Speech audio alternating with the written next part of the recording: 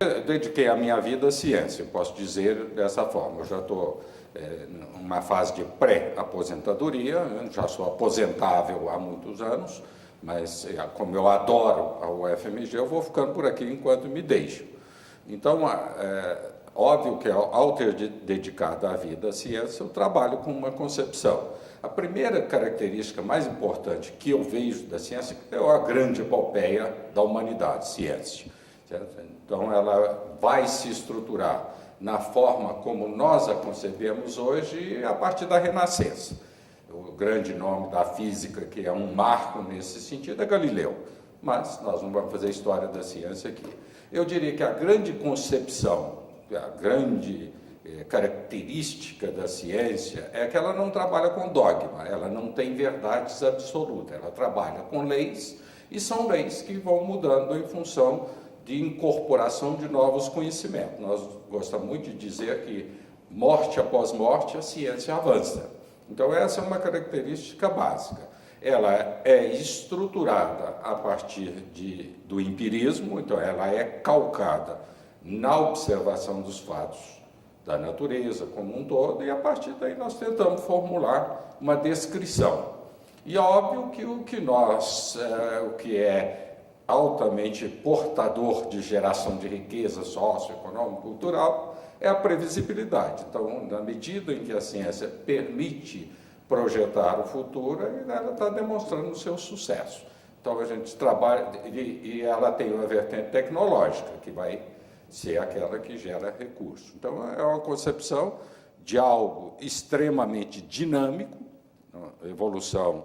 Então, o tempo inteiro ela está sendo questionada, mas está evoluindo e se tornando cada vez mais complexa e cada vez mais capaz de descrever, mas quanto mais nós descobrimos, como já diziam sempre os grandes pensadores, quanto mais sabemos, mais aprendemos que menos sabemos. Então, eu acho que essa é a beleza da coisa. À medida que nós formos falando, vai ficar contextualizado que a ciência, principalmente quando eu entrei na universidade, e são os momentos que eu quero refletir sobre eles aqui, essencialmente década de 70, década de 80, ela tinha uma característica, uma natureza radicalmente disciplinar. Então, o sucesso dos profissionais na universidade era muito garantido pela sua habilidade e capacidade de se mostrar como uma referência, como uma competência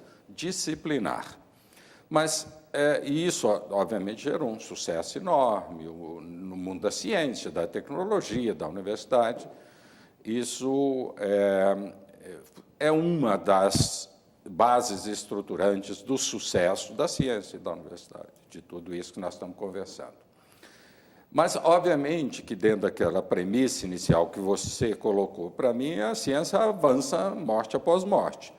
E a disciplinaridade, ela esbarra em barreiras intransponíveis. Intransponíveis no sentido aqui poético, literário, não no sentido de uma barreira física, técnica, né? Então, nós temos que refletir sobre essas barreiras.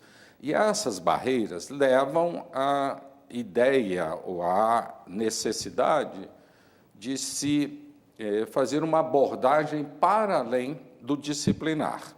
Portanto, você tem que romper barreiras, você tem que romper fronteiras, você tem que misturar, miscigenar áreas de conhecimento. E é daí que surge, então, a ideia da transdisciplinaridade, mas é um conceito mais atual, mais contemporâneo, esse desafio, esse exercício. Então, se antes nós poderíamos estabelecer como base, voltando agora na história, eu, estudante, é preciso formar um pesquisador. Então, essa foi a minha diretriz, um pesquisador disciplinar.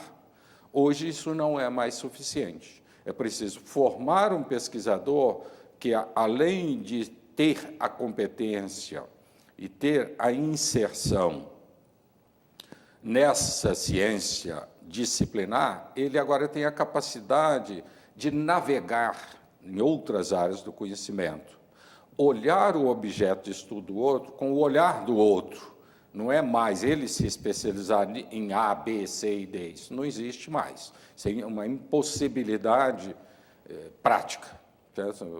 Eu não consigo ficar atualizado nem no meu pequeno mundozinho, algo assim muito restrito. Então, o desafio hoje é aprender a fazer essa interface, essa interlocução do objeto de estudo, da temática, qualquer coisa, com o seu referencial disciplinar, mas com o olhar transdisciplinar do seu colega, do outro. Essa é que é a grande procura hoje, certo? Como você desenvolver reflexões transdisciplinares que permitam romper com essas barreiras e romper com dicotomias. Nós estamos num mundo cada vez mais diversificado. Quais são mas nós estamos conversando sobre o presente, mas tudo bem. Qual uma característica que se quer de um profissional hoje? Capacidade de trabalhar em equipe, e equipe diversificada. Essa é uma das grandes características. É uma habilidade transdisciplinar. Então, a transdisciplinar, ela surge nesse sentido.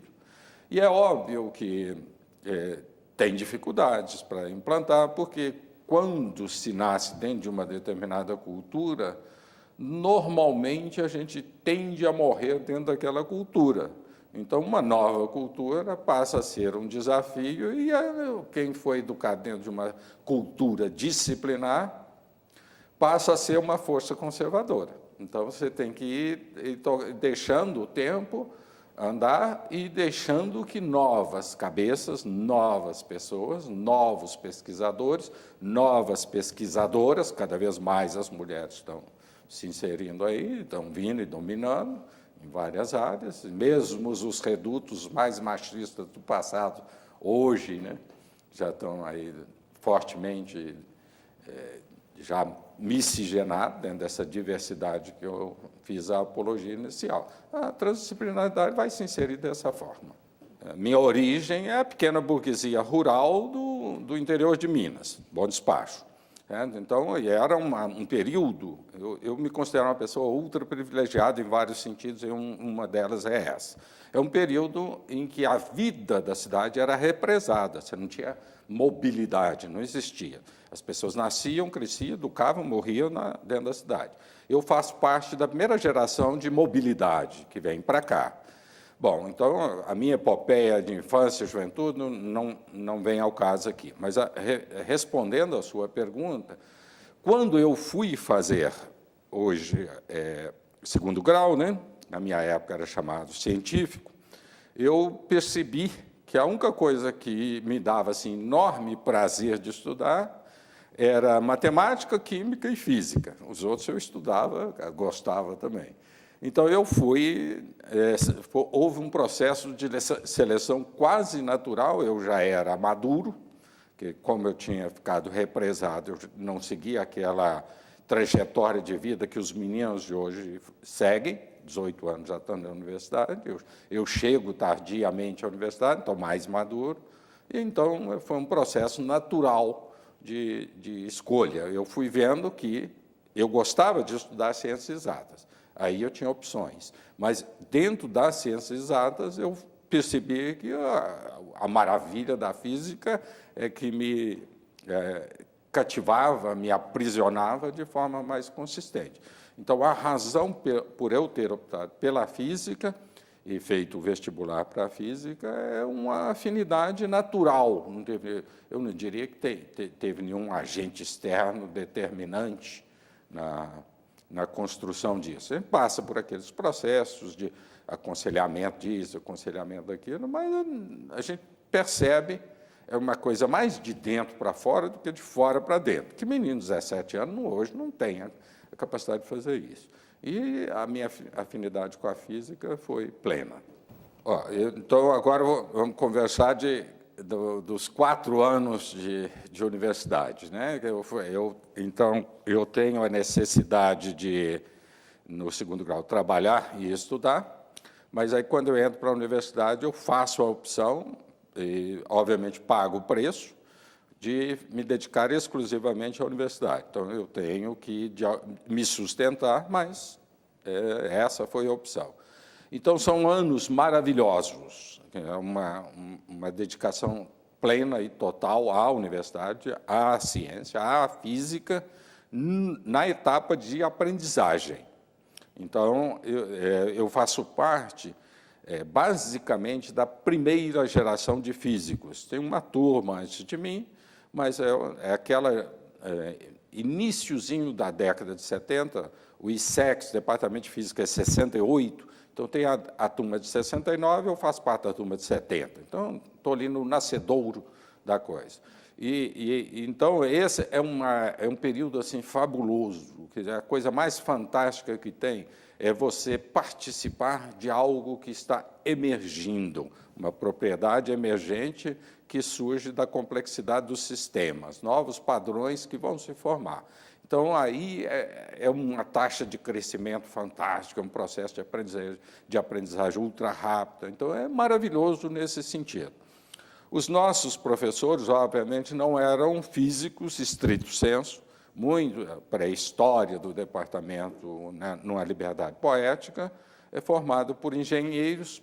Lembro aqui de imediato a dona Beatriz, que é conhecida aí, nacional, e alguma inserção até internacional, pelos livros de ensino dela, era engenheira.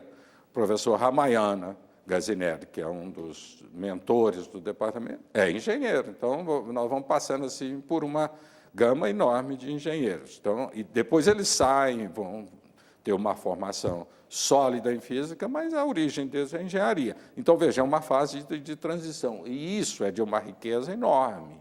Você entra num processo, em muitas ocasiões, que é um processo de co-aprendizagem, professor-aluno, ali, muitas das dúvidas que os alunos colocam para os professores, eles estão vendo aquilo pela primeira vez. Muitas daquelas da ciência que estava ensinando ali, a ciência mais contemporânea, era novidade também para eles. Mas aquela vontade de construir junto é um negócio assim, absolutamente fantástico. Então, a graduação tem essa característica. É um momento de muita experimentação em laboratório, muita experimentação em sala de aula, muita experimentação coletiva de reflexão, de processo de aprendizagem, com competições entre os alunos, aquela coisa muito do ensino tradicional. Essa ideia da colaboração não tinha tanto peso quanto tem hoje, então tinha competição, tinha parceria, tinha desenvolvimento, mas a característica mais determinante, no meu ver, era um período de experimentação que você estava vivendo aquilo. Professor, em muitas situações, era um colega. Então, isso é de uma riqueza enorme. Isso hoje não existe mais, né? Mas essa é a característica. Então, são 4 anos que, semestre após semestre, é enorme descobrimento, é enorme avanço, enorme motivação. Então, esse é o período da graduação, e a turma já era grande, gente brilhante, gente com quem a gente podia conversar sobre qualquer assunto, obviamente, essa que eu considero decisivo, essa imersão plena, certo? Essa dedicação exclusiva à aprendizagem, ao ensino, à pesquisa, e participando de projetos de iniciação científica, de monitoria, essa vida plena que a gente pode ter dentro de uma estrutura de aprendizagem. Então, isso é 70, 71, 72, 73. Esse é o período que eu sou aluno da graduação.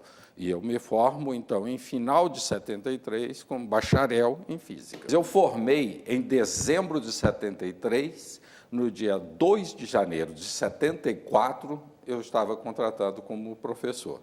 Então, menos de um mês eu já estava contratado. Bacharel, sem experiência, mas, por outro lado, isso, se eu não tinha experiência, não tinha maturidade, tinha aquela garra, aquela vontade, aquele anseio. Então, essa era a forma que a gente compensava para poder dar na atividade pedagógica, dar boas aulas e formar outros bons estudantes que vinham nos seguindo depois. A gente já tinha um pouco de experiência pelo processo de iniciação científica, pelo processo das monitorias, mas é ali agora que vai ser decisivo. certo? E aí, simultaneamente, então, eu sou contratado como professor e, simultaneamente, eu inicio o mestrado. Então, aí o mestrado vai ser 74, 75, e 76, aí eu saio para um programa de doutorado no exterior. Para a coisa não fosse verbalizada, não tivesse uma narrativa explícita, o que a gente percebia é que nós éramos frutos de uma cultura, de uma vontade, o professor Ramayana Gazinelli personifica muito isso, que é o ideário de precisamos formar uma geração de pesquisadores. Então, nós não tínhamos tradição, essa foi a opção do Brasil, é uma opção do Estado brasileiro, não é uma opção do departamento, disso, daquilo, mas é uma opção filosófica do Estado brasileiro, contrária de outro, do Japão. Que precisamos formar uma geração de engenheiros. Mandou milhares de engenheiros para formar e fazer uma revolução tecnológica. As consequências disso depois não vale a pena discutir aqui, mas é uma boa conversa.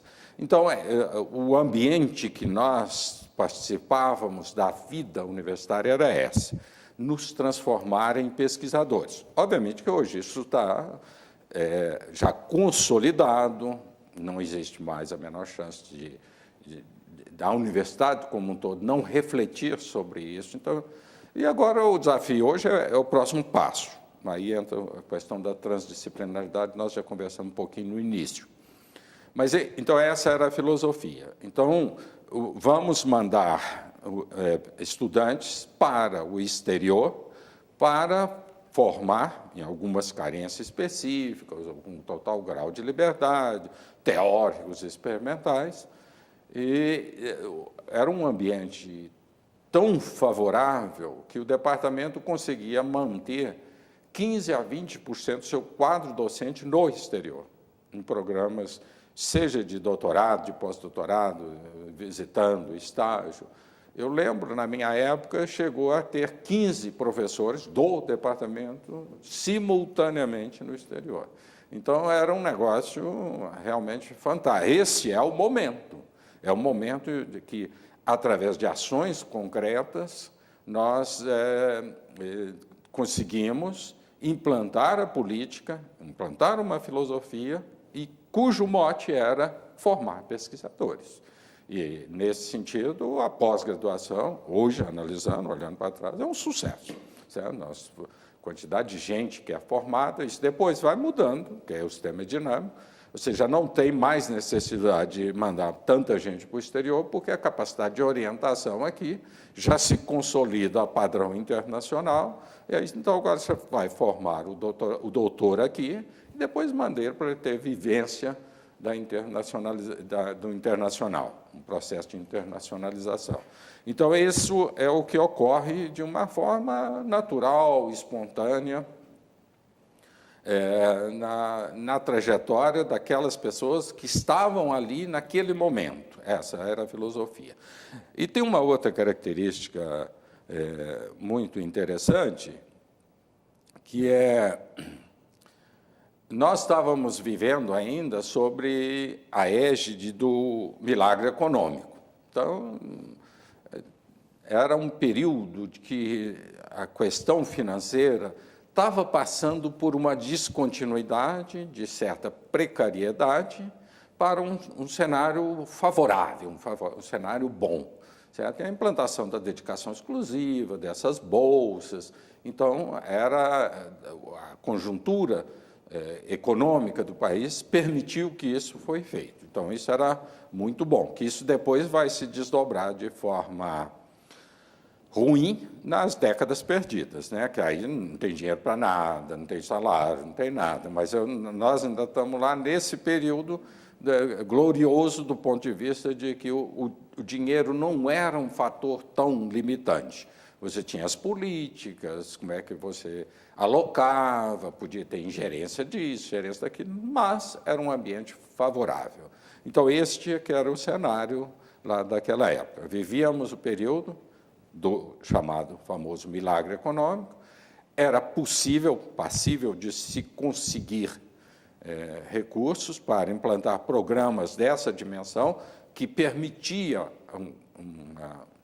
departamento como o nosso manter 15%, 20% do seu quadro no exterior, num dinamismo muito intenso. Eu, particularmente, saí para atender. Eu fiz o meu mestrado em teoria, era um grupo forte, tinha no nosso departamento, mas eu percebia que haviam determinadas carências e que eram oportunidades fantásticas. E uma delas é físico experimental trabalha com amostra.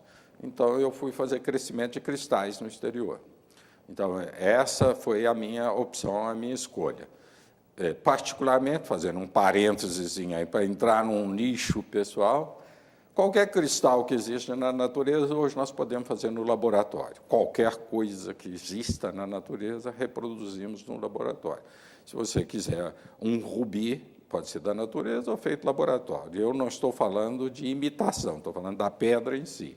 O brilhante você pode fazer aqui, o brilhante sintético custa tão ou mais caro do que o natural. Então, todos os cristais a gente pode reproduzir no laboratório. Alguns é de enorme dificuldade tecnológica, então é uma epopeia fazer esses cristais, mas é possível ser feito. E, além disso, nós fazemos cristais que não estão disponíveis na natureza. Por exemplo, o silício, que é a base da revolução da informática. Então, através de ações, uma opção desse, formar um pesquisador em produção de amostras no viés científico, não no viés tecnológico, era a opção nossa, era o que nós procurávamos, formar cientistas. E aí, então, quando voltávamos, estava tudo, o nicho pronto para poder florescer. E a universidade, pegando aí pelo início da sua pergunta, a universidade tem uma característica fantástica. Naquela época, ainda hoje tem um pouco disso, ela, em termos de permitir que alguém planeje a sua vida, ela é muito determinística. Certo? Não tem nada, nenhum indeterminismo, ela não gera nada de... Nós, naquela época, nos acreditávamos, e no meu caso, e de muitos, ou a maioria dos colegas se concretizou, nós sabíamos qual é a trajetória para ter o que, de fato, aconteceu comigo. E você vai investindo, fazendo... Então, ela tem permitia ter esse determinismo de projetar a vida. Hoje, menos, mas ainda continua. Tem certas imponderabilidades hoje que não existiam na época. Então, essa é uma característica. Você está dizendo assim, ela tinha a expectativa de que alguma coisa fosse retornar. Nós sempre falávamos na época, nós estamos fazendo um investimento 30, 40 anos. Eu tenho, em 1970, hoje eu tenho 40 anos. Então, 30, 40 anos. Então, a previsão determinística lá atrás estava certa, né? Então, mas, por outro lado, nós tínhamos uma total liberdade, a autonomia que a universidade oferece, de dizer, mesmo se eu não retornar nada, a universidade não pode fazer nada comigo. Então, tinha essa liberdade para o bem e para o mal, na maioria das vezes, para o bem, né? É a liberdade, a autonomia do docente que o permite navegar em águas nunca antes navegadas. Obviamente que sempre há discussão que o sistema engessa, que o sistema impede aventuras maiores, mas quem é levado a correr um certo risco profissional sempre vai poder deslanchar.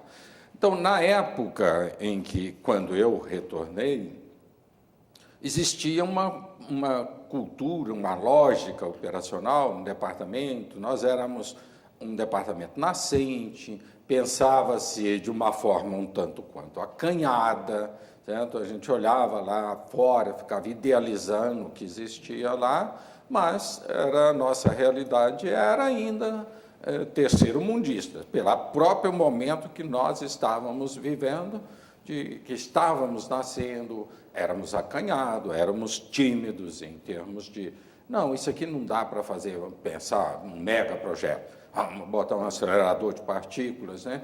Tinha um reator lá que já estava funcionando, no antigo IPR, hoje lá do CDTN, mas existiam certas, num departamento como o nosso, existia até onde podemos ir.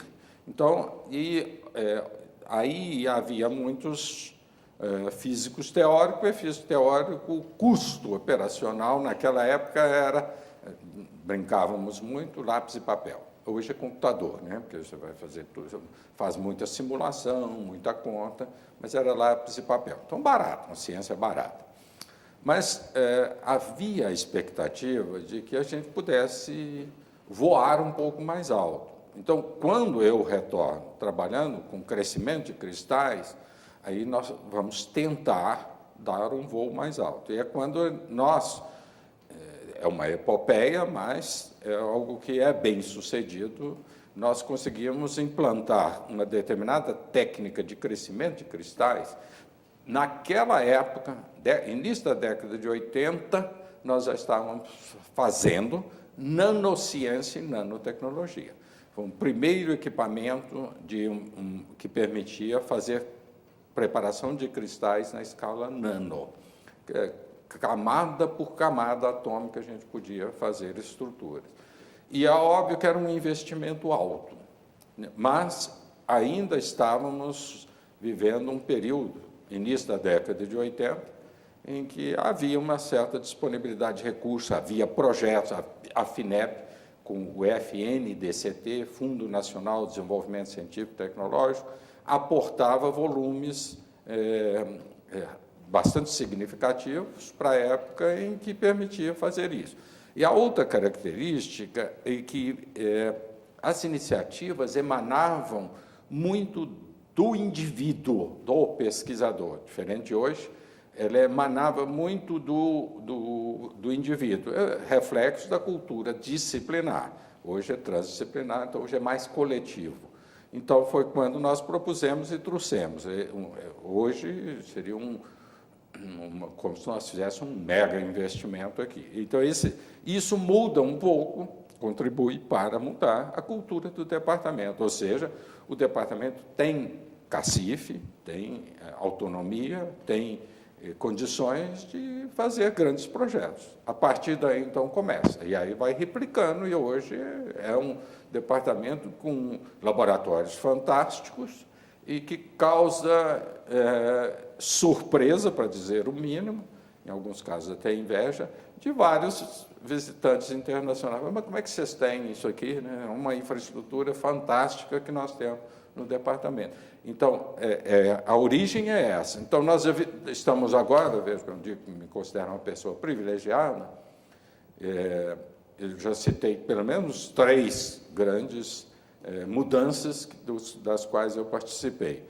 Que é sair da minha cidade, viver um processo de aprendizagem absolutamente fantástico, que é de co-aprendizagem, que é o que a transdisciplinaridade procura hoje. Ali era natural, certo? Então, era um processo de co-aprendizagem e um processo de implantação de uma nova filosofia de pesquisa, mudando a dimensão, mudando a escala do investimento, essencialmente. Ou seja, nós também podemos comprar e operar grandes equipamentos, e grandes equipamentos que significavam uma ciência de fronteira. Então, ali naquele momento, a gente vai começar a participar de desenvolvimento de pesquisa a par e passo com os nossos colegas do exterior. Na época existia o que hoje poderia, os correspondentes, para poder talvez entender um pouco, são como se fossem os institutos, os INCTs, os Institutos Nacionais de Ciência e Tecnologia, os projetos do milênio. Naquela época, esses projetos chamavam PRONEX, Programa de Núcleos de Excelência, e aí é por onde a gente conseguia captar recursos mais vultosos. E, essencialmente, naquele momento, a principal fonte era a FINEP, que está aí até hoje, e hoje já diversificou bastante. Então, eram recursos passíveis de ser apropriados da ordem dos milhões. Hoje, quando se contrata um INCT, nós estamos falando de 15 milhões, 10 milhões. Então, mais ou menos, guardando a correlação da desvalorização da moeda, é mais ou menos a mesma coisa. Então, nós conseguíamos fazer um investimento de porte dessa natureza. Agora, a grande característica é que, e hoje isso é rotina na universidade, é que nós estávamos fazendo investimentos no estágio tecnológico que estava acontecendo lá fora. Essa era a grande característica.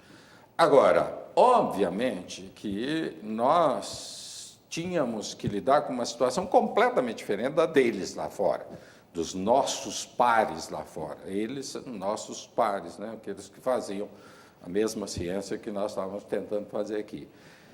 É que, diferente de lá, aqui não tinha infraestrutura. Então, lá, quando eu trabalhava lá, eu fiquei lá, digamos, 2 anos dentro de um laboratório, nunca vivi a experiência de um corte de luz. Agora, aqui era um atrás do outro. Né? Então, cada vez, obviamente, com o passar do tempo, cada vez menos, o sistema vai melhorando, aumentando, mas, mesmo hoje, o sistema ainda é muito precário, se nós pensarmos dessa forma. Então, nós, diferente deles, quando eles pifavam qualquer coisa, eles chamavam o técnico da empresa e 24 horas estava resolvido. Aqui, ou nós resolvíamos, ou tínhamos que esperar meses para o técnico de lá vir dispor aqui. Então, as dificuldades eram enormes, certo? Mas, de qualquer jeito, nós sabíamos que estávamos trabalhando de uma forma a implantar uma cultura. Hoje, essas grandes multinacionais da ciência e tecnologia têm representante no Brasil direto. Em muitos casos dessas mais agressivas, nós resolvemos o problema em 24 horas. Então, é um cenário ainda não do mesmo nível que tem lá. Eu diria que o grande gargalo que enfrentamos e ainda enfrentamos no passado e que enfrentamos hoje é a ausência de um parque tecnológico industrial. Eu não estou falando de parque tecnológico no sentido que nós estamos fazendo aqui na universidade, não. É do país ter competência tecnológica para gerar, por exemplo, instrumentação de ponta para pesquisa e ter engenheiros ali com os quais você poderia interagir, fazer desenvolvimento de instrumentação. Isso lá é rotina. Aqui isso não existe. O nosso parque tecnológico, em algumas situações, ele até atrapalhava, porque ele dizia assim, eu virava para os formuladores do financiamento e dizia assim, eu tenho um problema com bomba de vácuo. Aí a indústria brasileira, mas eu resolvo isso. E é óbvio que ela não sabia nem o que estava falando. Certo? Nós estávamos conversando de coisas completamente diferentes. Então, é a ausência dessa massa crítica de competência tecnológica por parte do parque industrial nos coloca numa situação de competitividade ruim. Nós estamos em um ambiente de competitividade relativa desfavorável nesse aspecto. Lá é tudo resolvido rapidamente, porque a maior parte dos cientistas lá vão para a indústria. Forma-se físico, vai para a indústria. Aqui, forma-se os cientistas, nesse sentido, lato sensu, ele vai para a universidade. Então, nós não conseguimos chegar nesse nível de o empresário industrial ter a sensibilidade para a questão da pesquisa como um investimento no futuro. Óbvio que você vai entender toda a situação, acho que não vale a pena aqui tratar desse assunto, porque ele é complexo demais. Então, tentando ainda ficar muito no histórico, na década de 70, década de 80, se nessa época se falasse em interação universidade-empresa dentro da universidade, isso era uma heresia. Entende? Isso aí ele era rechaçado sumariamente. Isso aí não havia nem a possibilidade de haver uma discussão. Você podia encontrar uma coisinha aqui, alguma outra ali, mas eu estou dizendo de cultura, de filosofia, de política de país, essas coisas todas. Vai achar um monte de coisas. Quantos exemplos você quiser, você acha, mas é a exceção. Então, naquele período, isso era inimaginável. É a universidade, torre de marfim, em que é o conhecimento pelo conhecimento. Uma reflexão minha, pessoal, eu acho que os japoneses tiveram uma contribuição decisiva para a política de fortalecer essa interação universidade-empresa, porque quando eles optaram pela política de mandar técnicos e não cientistas para o exterior, o conhecimento era livre. Então, eles chegaram, apropriaram do conhecimento, voltaram ao seu país e geraram bens tecnológicos com aquele conhecimento. Então, e fizeram uma revolução tecnológica. Quando isso acontece, obviamente que aí os países começam a descobrir que o conhecimento é que é a base de tudo e começam a fechar. Aí você tem toda uma política de propriedade intelectual, que agora ela vai se consolidando de uma forma mais consistente, sustentável, mais protegida. Então, vai mudando a forma de lidar com o conhecimento. O conhecimento passa a ser uma commodity. Certo? Então, esse que é uma mudança que eu acho que pode ter um viés por aí, mas não importa. O que importa é que ela passa a ser tratada como uma commodity, portanto, tem que ser protegida. Muito bem. A hora que isso começa a acontecer, então você começa a criar estímulos para essa aproximação. Há poucos anos, se alguém falasse de interação universidade-empresa, dentro de qualquer departamento da universidade, mas pegar o meu, para ficar em casa, com certeza a conversa não deslancharia, a conversa não avançaria. Eu poderia convidar, eu passei pela CTIT, Coordenadoria de Transferência e Inovação Tecnológica, então, naquela época, se eu fosse no meu departamento para falar sobre isso, provavelmente a conversa não avançaria. Hoje, isso é absolutamente tranquilo. Então, nós já avançamos enormemente nesse sentido de promover uma interação da universidade com o setor empresarial. Então, agora isso já começa. Mas o setor empresarial ainda é frágil. Os nossos produtos, o que o setor empresarial produz no Brasil é de baixíssimo valor agregado. Então, ele está longe de estar ainda próximo da fronteira do conhecimento para gerar produtos de alto valor agregado.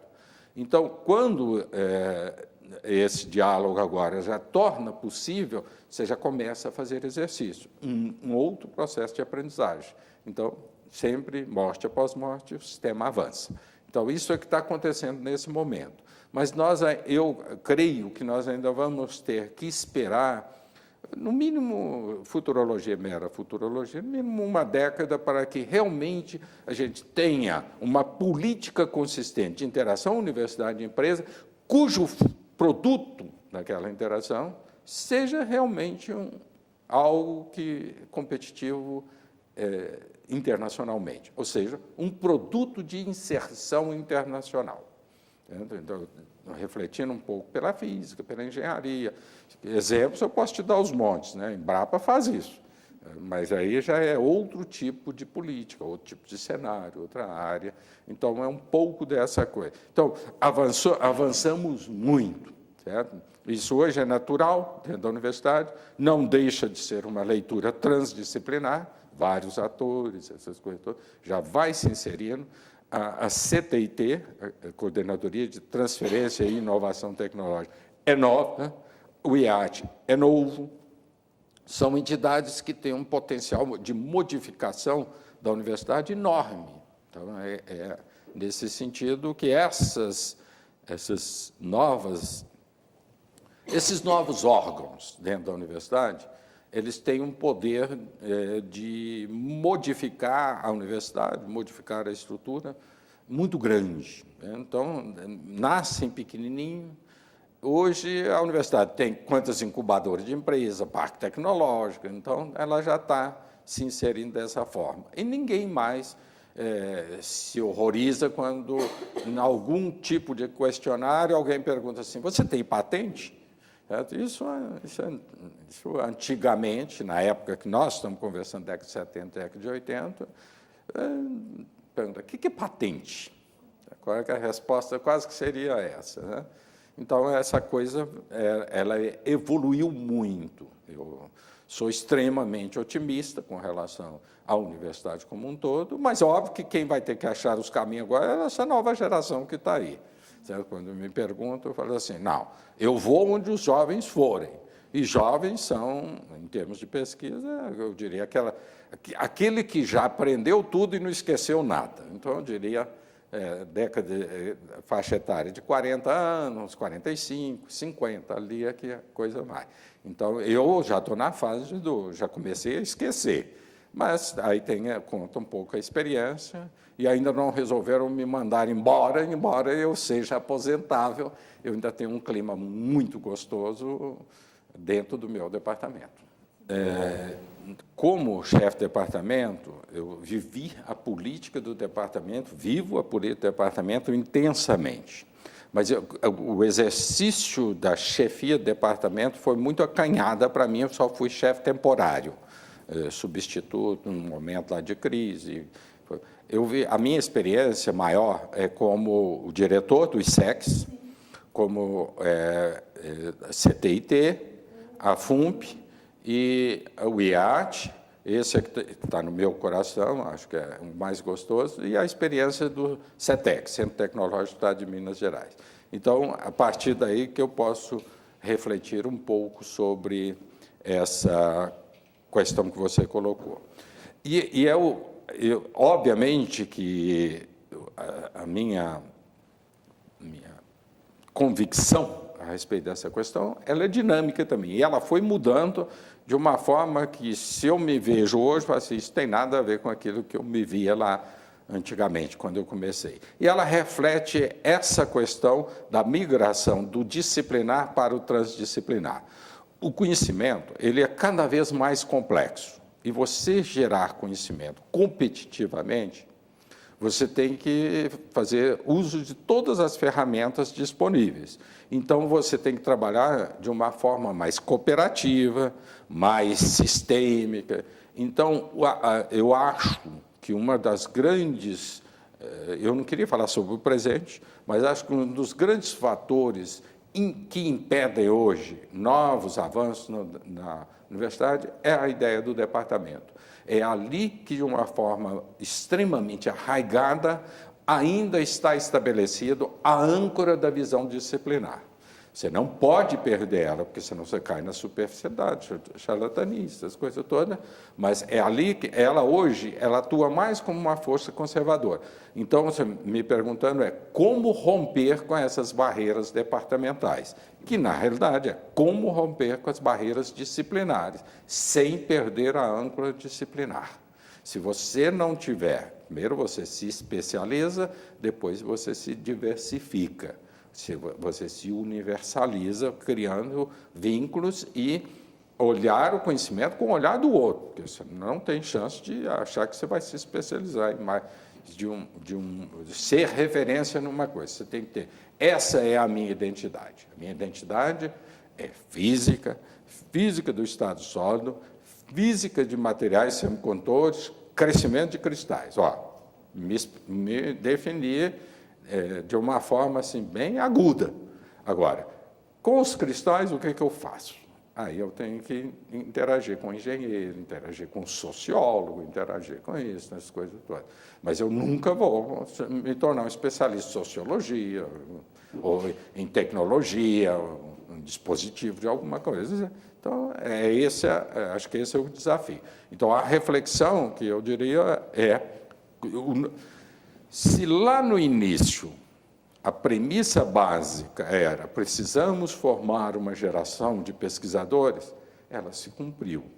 Agora, qual é o desafio? Então, eu não quero falar sobre o presente, mas, já que você me provoca, eu diria, precisamos formar uma geração de docentes.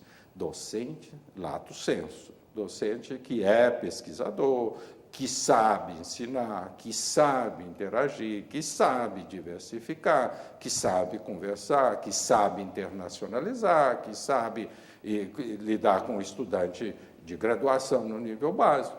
Né? Então, quando o que é o oposto disso, que é, falando agora pela negação, é o pesquisador que se especializa de tal forma que ele consegue conversar com 2, 3 pessoas no mundo.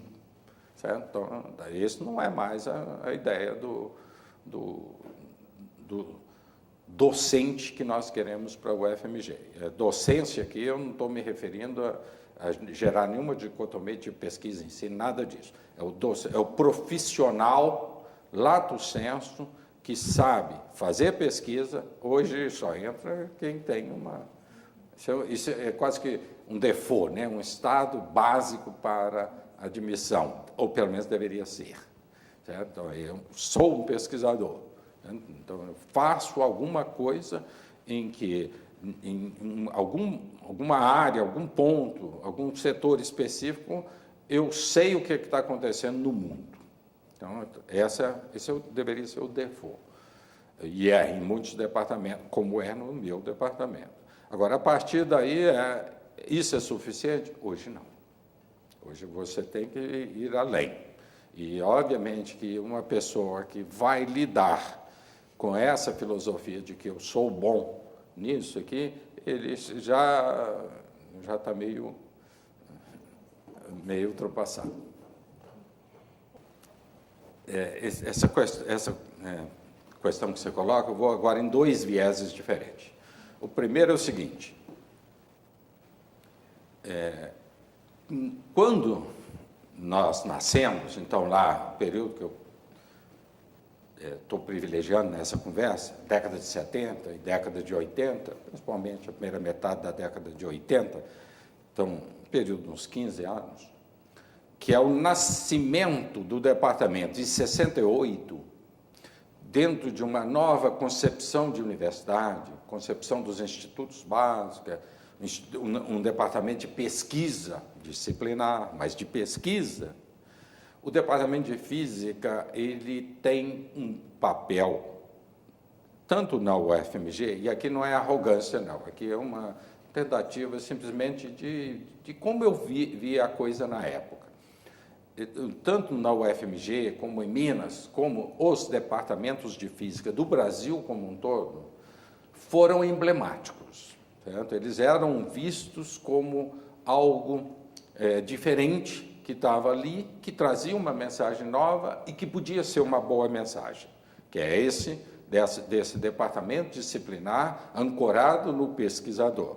As engenharias estavam vivendo ali um processo complicado, porque o milagre econômico foi muito ruim para elas, visão minha, no sentido de que ela drenou muito engenheiro para o setor que precisava dos engenheiros para fazer o milagre econômico ocorrer, que é aquele crescimento rápido, então você precisava de engenheiro para aquilo. Então, bons engenheiros ou saíram, ou foram se dedicar integralmente àquilo, ou jogavam nos 2 times, universidade e empresa, o que é bom, ou alguns ficavam aqui, e os que ficavam aqui, de uma certa forma, eram marginalizados, porque eram aqueles que não conseguiam fazer. Então, você cria um monte de estigma. Então, a engenharia estava ali vivendo um infernozinho astral, uma crisezinha que vem desaguar em 1985, quando as décadas perdidas se acentuam e aí o mercado enxuga, a engenharia vai viver uma crise complicada. E hoje, obviamente, já mudou radicalmente. Hoje a engenharia é a bola da vez. Então, esse é o momento que nós vamos viver lá naquela época. Então, o meu departamento, como você me perguntou, e vários outros com o mesmo perfil, foram extremamente emblemáticos. Eles ajudam a construir uma nova filosofia, uma nova cultura dentro da universidade. Isso lá naquele momento. Então, você fala assim, a SBF, Sociedade Brasileira de Física, sempre foi vista nos encontros nacionais como uma entidade hiperativa que contribuía para a reflexão da cultura no país. Então, cultura de financiamento da pesquisa, cultura de formação de gente, cultura da educação, tudo. Agora, à medida que o sistema vai se tornando complexo, outros vão adaptando, outros vão criando modelos alternativos, passa a haver uma perda da relevância relativa, porque o sistema como um todo está se complexificando, obviamente que você perde relevância relativa. Mas se você analisar o caso, departamento de física, isolado, então é uma função ascendente. Então, se você olhar num contexto assim, comparativo, a universidade hoje, como um todo, está mais ou menos, para usar um tecnês da minha área, está mais ou menos termalizada. Certo? Ela tem os excelentes departamentos disciplinares em cada um, que têm as mesmas características, projeção internacional, produção científica, formação de gente, satisfaz todas essas premissas que foram postas naquela época, mas que nós já chegamos à conclusão de que hoje é pouco. Mas então você vai achar isso na universidade como um todo, essa termalização, e é uma termalização voltada para o culto a, vou falar uma palavra perigosa, mas todo jeito acho que ela nesse contexto é a capta, o culto à excelência. Certo? Então você vai dizer, eu preciso ser excelente em alguma coisa. E óbvio que você tem sempre que avançar para satisfazer essa premissa. Voltando ao departamento, o departamento está sempre, desde que eu entrei, então, nesses últimos 40 anos, está sempre no topo. Então, qual o critério da CAPES? É esse, nós estamos no... Qual o critério? Mudou o critério da CAPES? Então, hoje somos 7. Então, e sempre fomos 7. Quer dizer, você pode ter uma... Na hora que você muda, você pode ter um transiente. Não, agora nós entramos como 6, mas, obviamente, você corre, chega no 7.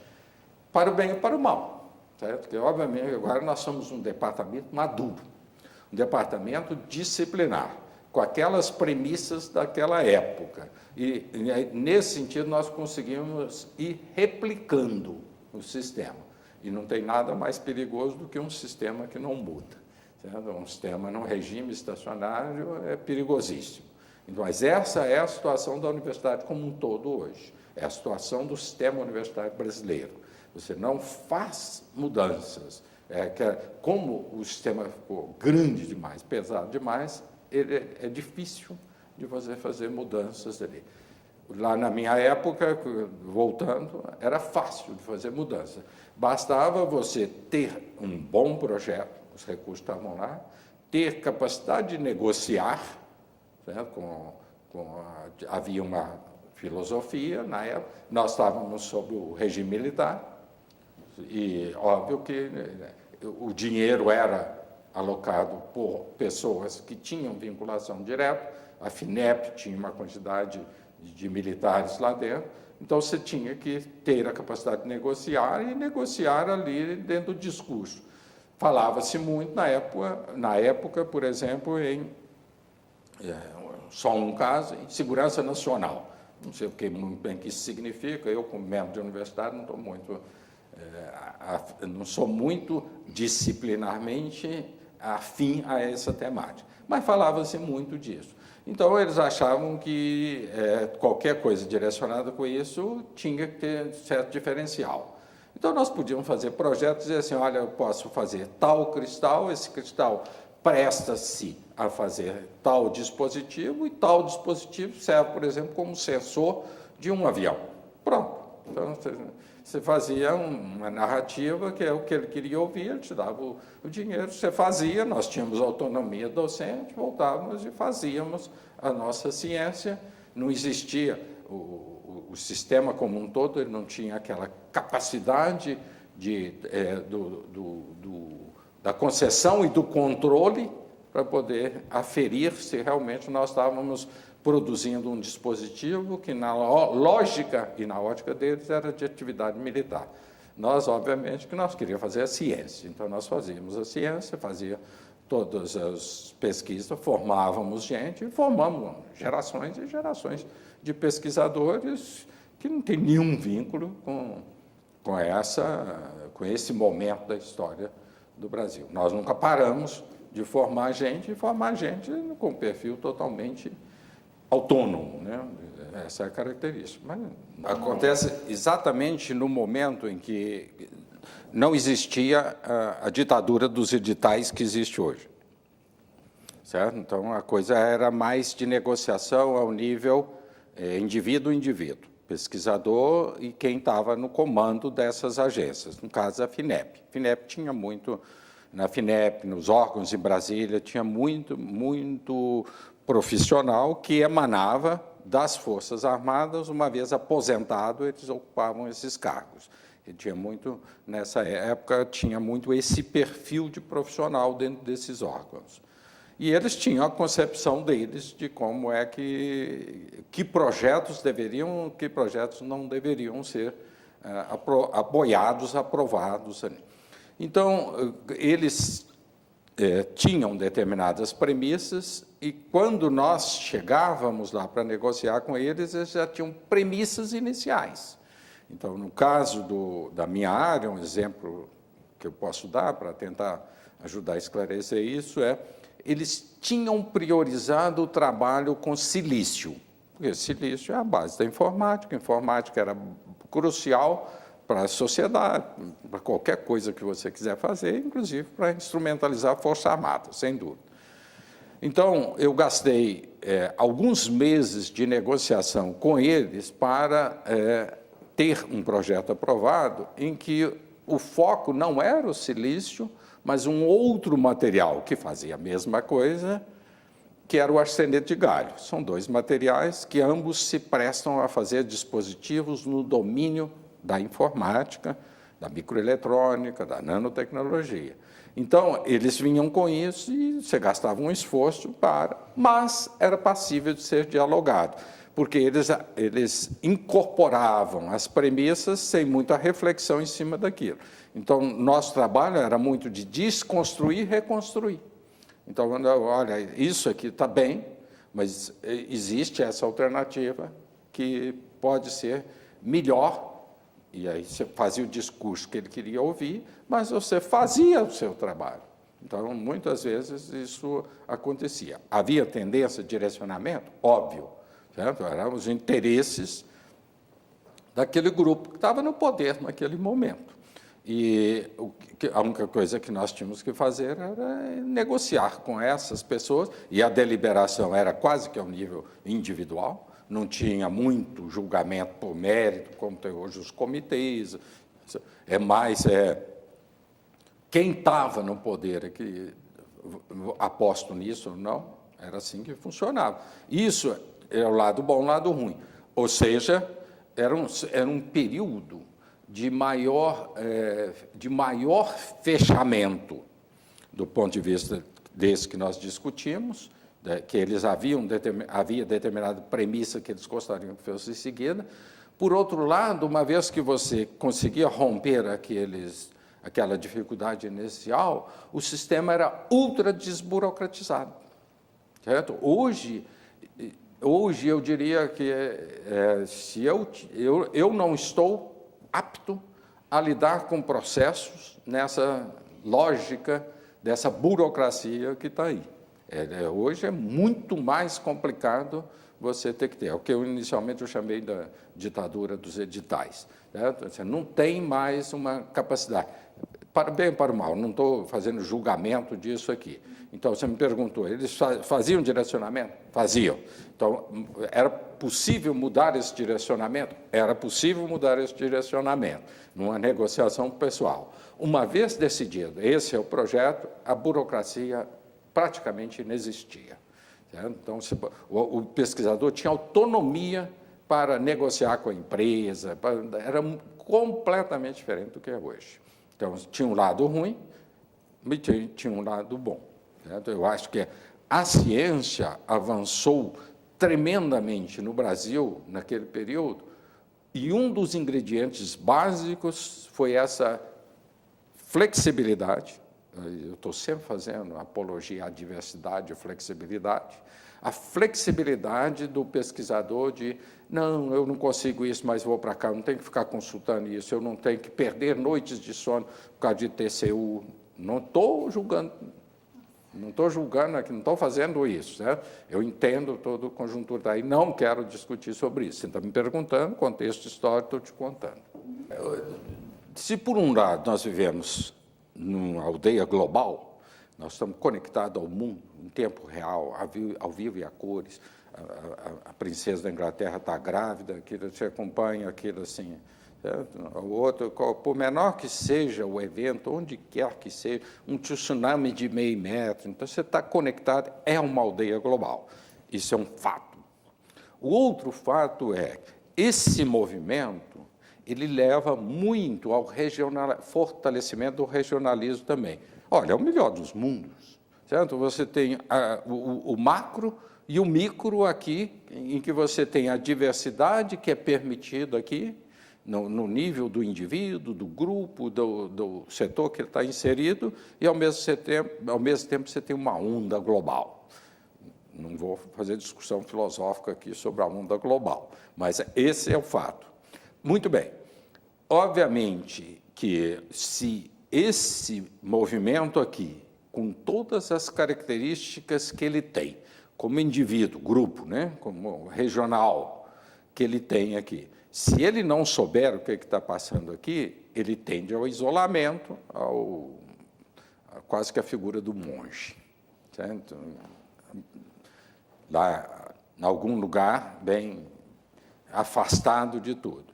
Então, o processo de internacionalização hoje é absolutamente determinante e estruturante do perfil do profissional. Ou ele sabe o que está acontecendo, ou realmente ele não é um profissional no sentido de que ele está realmente contribuindo. Um perfil de docente universitário.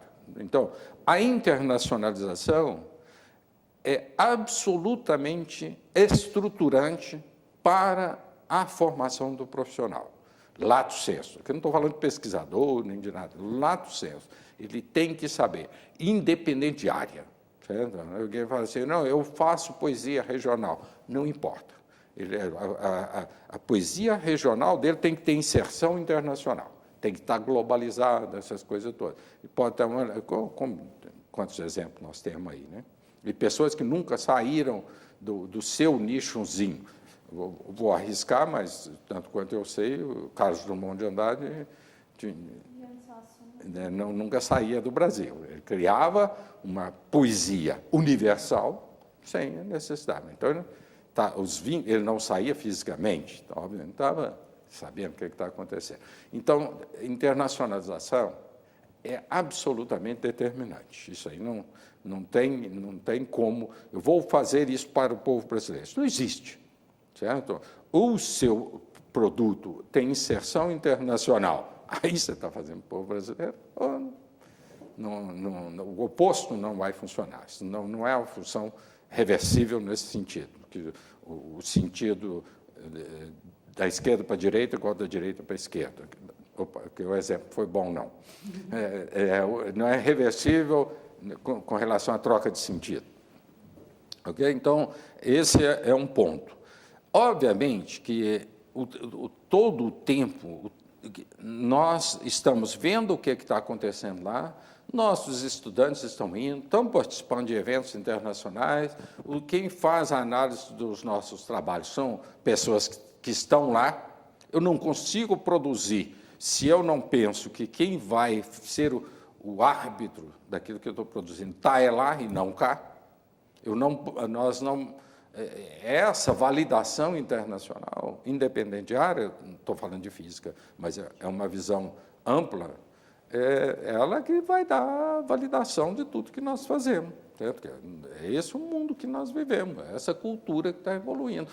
E é óbvio que, a partir daí, nós passamos a ser determinantes, agentes determinantes da construção do futuro global.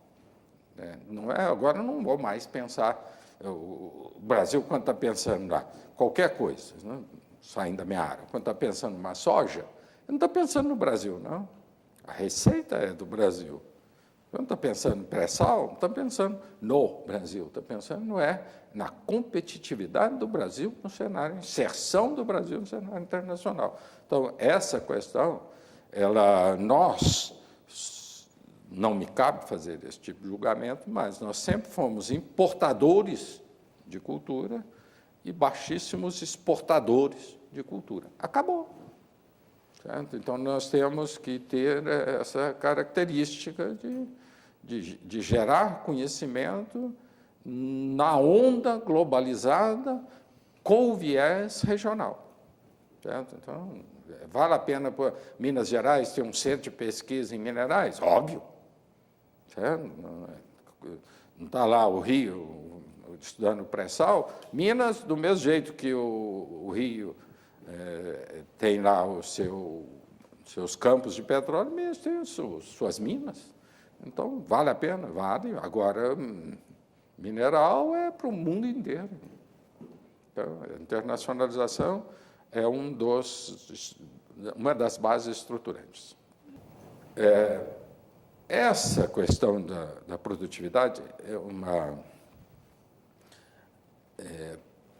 quando você está num processo de afirmação em que a norma que você tem que cumprir é ditada pelo outro, não te cabe muito ficar questionando. Você quer aparecer, então você vai seguir as regras do jogo, porque você ainda, humildemente, diz assim, não estou em condições de mudar a estrutura do sistema.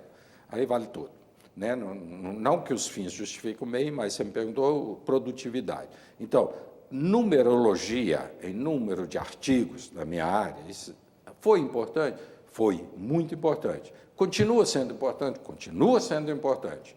Mas hoje você tem outros ingredientes. Por exemplo, a questão das patentes. Pela primeira vez aparece lá, começa a ser olhado, os comitês do CNPq.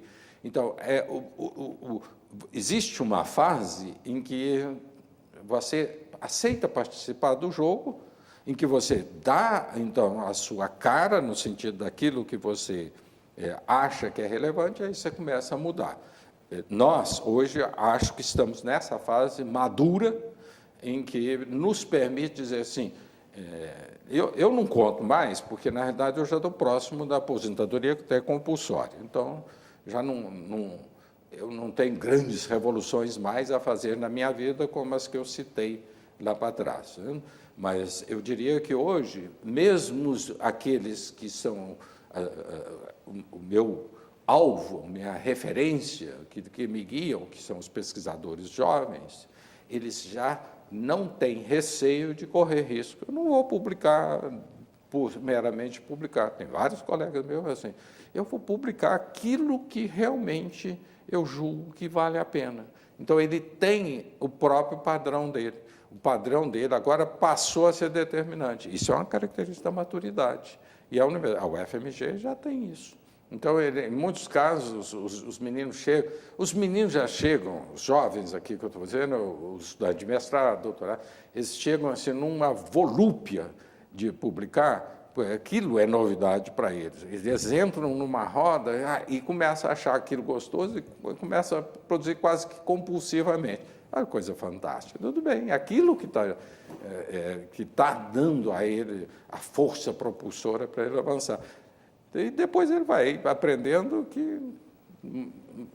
certo? Agora eu vou investir na questão da qualidade, não mais da quantidade, mas da qualidade. Outra palavra complicada, mas... certo? O que é a qualidade? É aquilo que eu julgo que faça alguma diferença. Não é simplesmente para me garantir que eu estou produzindo, atingir metas do departamento. A universidade tem essa característica em que esses planejamentos estratégicos não funcionam muito bem por causa da autonomia do professor. Certo? Então, ele falou assim, esse é um momento que eu quero publicar muito. Muito bem, publico. Esse é um momento que agora eu quero fazer um outro tipo de reflexão para poder mudar. Então, o produtivismo aí, acho que nós também já superamos essa fase em que essa temática tem um peso tão grande. A minha visão hoje é essa. Isso não é mais uma pedrinha no sapato. É quando alguém quer que seja, talvez por razão pessoal. O que eu sou hoje, não sei se é bom ou se é ruim, mas eu vou partir da premissa de que seja bom. A única coisa que eu posso te dizer é que eu sou uma pessoa feliz, portanto, então, eu entendo que seja bom. Certo? Olhando a minha vida hoje inserida, tem as minhas angústias, me ver num mundo violento, essas coisas todas, mas, fora isso, eu me considero uma pessoa feliz e realizada. Agora, obviamente que o criador e a criatura, Frankenstein, eu já não sei mais dizer o que sou eu e o que é o departamento de física. São 40 anos, é uma coisa só. Então, óbvio que eu sou moldado, eu fui moldado pelo departamento, pelos meus colegas, pela minha cultura. Isso é o que eu sou, não tem como eu me contextualizar diferente desse ambiente. É isso que eu sou. Agora, por que eu te digo que eu sou feliz nesse negócio? Eu sou aposentável desde 2002, então, há 10 anos que eu já poderia ter ido embora. E não me passa pela cabeça ir embora da UFMG. Por quê? Porque a UFMG é maravilhosa. É gente bonita, inteligente, esses burburinhos, essas coisas. Né? Enquanto me permitirem ficar aqui, que é a lei da aposentadoria compulsória, eu estarei aqui. Depois eu vou embora. Então, o que eu sou hoje é fruto dessa convivência intensa. Eu não concebo levantar cedo e não vir para o UFMG, e vir para o departamento, e ir à sala do café, e ver as brigas, as festas, aquelas coisas. Essa é a vida. Então, eu sou moldado por esse ambiente que tenha os mais variados perfis. São quantos colegas, professores, docentes eu já tive? Conta bem umas 2 centenas. Tá? Isso direto, vizinhança imediata, fora o resto da universidade, que eu interagi aqui, interagi ali. Então, você chega fácil em algumas centenas de docentes. Fantástico. O que garante a nossa juventude são os jovens. O tempo inteiro você está... Eu tenho alunos lá na disciplina do ciclo básico, e menino, certo? 18 anos... Vocês têm carteira, mas não, é uma conversa de menino. Então, você vê aquilo, mantém a gente. Aí tem aluno de pós-graduação, aí tem professor visitando. Então, é um ambiente de uma riqueza, de uma diversidade indescritível. Então, você me pergunta em que extensão eu sou moldado. Eu entendo que eu sou hoje uma pessoa tolerante, flexível, liberal, porque isso por causa do ambiente que eu vivo. Sou esse sou eu, se eu tivesse seguido outra trajetória. Eu não segui a trajetória, eu tive todos os estímulos para seguir, ou carreira militar, ou religiosa, essas coisas todas. Não, fui seguir a carreira acadêmica. Então, eu sou moldado por isso. Eu sou essa pessoa que do diálogo, do debate, da controvérsia, da evolução, da flexibilidade, da diversidade. Não existe mais. Para mim, essa coisa... Não existe dogma. Então, e a ciência que me ensina isso. Não sou eu que nasci com isso e aprendi ali fora desse ambiente universitário. Eu, sem nenhuma arrogância, eu sou a cara da universidade. Certo? Você não tem como ser diferente. 40 anos aqui dentro. Eu sou a cara e sou embaixador, porque aonde eu estou, eu falo, quando me perguntam, eu falo de onde? Do meu lugar de fala é a UFMG. Certo? Eu me apresento como professor do departamento de física da UFMG. Então, eu sou a cara da UFMG e sou embaixador da UFMG o tempo inteiro. Você vê, cada uma dessas experiências de vida que me moldaram como pessoa são fantásticas. Né? Você me pergunta, onde é que está? Se me perguntar assim, o coração está lá na transdisciplinaridade. Agora, sou eu que moldo a transdisciplinaridade ou a transdisciplinaridade que me molda? Eu diria que provavelmente ela é que me molda. Mas vamos lá. A experiência FUNP, que também é história para mim, é um negócio absolutamente fantástico e encantador. enquanto eu não vou lá vivenciar aquilo, o estudante, que na época era, quando o estudante era chamado carente, e eu dizia assim, mas eu sou eterno carente afetivo. Muito bem. Então, o que hoje, esse estudante carente, nós chamamos o estudante de baixa condição socioeconômico-cultural, esse é o termo politicamente correto hoje. Esse estudante, e eu faço depois que ele entrou na universidade, eu não vou lá antes, mas eu olho, ele passou no vestibular, não vou lá analisar os dramas dele anterior, a FUNP recebe ele aqui, você pode fazer políticas que têm ramificações lá, mas recebe ele aqui.